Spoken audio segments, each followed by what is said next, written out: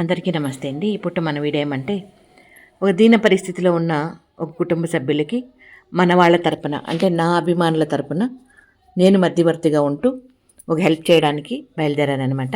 ఇంకా నాతో పాటు గిరీష బాబు అదేవిధంగా మా వారు ఉన్నారు.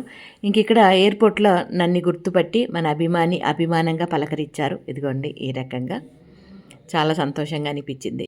ఎక్కడికి వెళ్ళినా నన్ను గుర్తుపట్టి ఈ రకంగా పలకరిస్తే మాటల్లో చెప్పలేనండి, వర్ణించలేను. తనొకరే కాదండి, ఇంకా కొంతమంది కూడా గుర్తుపట్టి పలకరించారు.